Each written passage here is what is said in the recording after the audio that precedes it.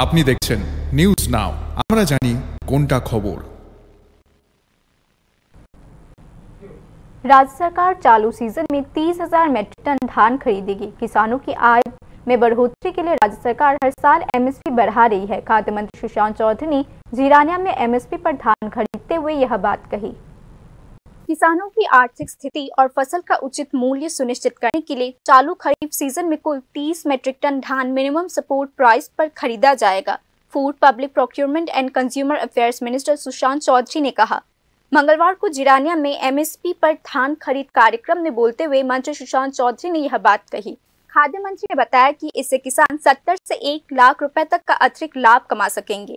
অর্থনৈতিক বুনিয়াদকে শক্তিশালী করা। এবারকার মৌসুমে আমরা ধান ক্রয় করব প্রায় 30,000 এমপি। আমরা লক্ষ্যমাত্রা রেখেছি, যা আসে 23 টাকা করে দাম। গত সিজনেও এখানে যারা আপনারা আছেন কৃষকদের সঙ্গে আমরা যখন কথা বলছিলাম, কৃষকরা বলতো 40,000, 50,000, কেউ 60,000, 70,000 সিজনে পাচ্ছে, বা কেউ কম বেশি পাচ্ছে। অর্থাৎ বছরে দুবার এই যে ধান আমরা ক্রয় করি, এতে একটা কৃষকের 70,000 থেকে 1 লক্ষ টাকা তার এক্সট্রা মুনাফা হচ্ছে, ইনকাম হচ্ছে। এই টাকাটা কিন্তু আগে সরকার দিলে পারত, দেয়নি। কৃষকদের অর্থনৈতিক বুনিয়াদ শক্তিশালী হবে, মনের থেকে মানসিকতা প্রয়োজন। मुख्यमंत्री डॉक्टर मानिक शाह के नेतृत्व वाली सरकार का उद्देश्य किसानों को कृषि के क्षेत्र में प्रोत्साहित करना है। इस संबंध में एमएसपी में हर साल वृद्धि की जा रही है। मंत्री सुशांत चौधरी ने कहा।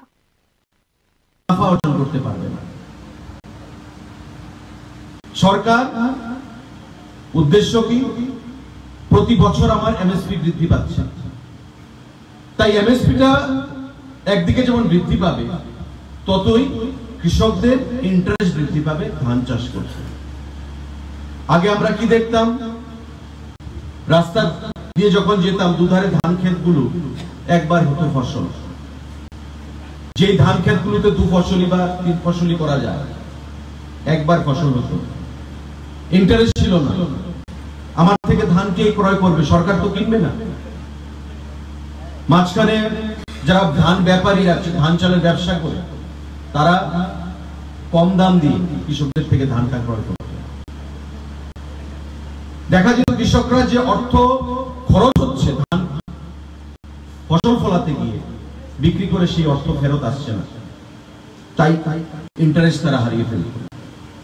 এমএসপি যখন ঘোষণা হলো, আমাদের সরকার যখন ঘোষণা করলো যে এমএসপি তে আমরা ধান ক্রয় করব, আমরা দেখি রাস্তার দুধারে যে ধান ক্ষেতগুলো, একবার ধান কাটা হচ্ছে, সঙ্গে সঙ্গে আবার জ্বালা ফেলা হচ্ছে, আবার ধানের জন্য সেখানে কৃষকরা মাঠে কোমর বেঁধে পরিবার সহ মাঠে নিয়ে যাচ্ছে।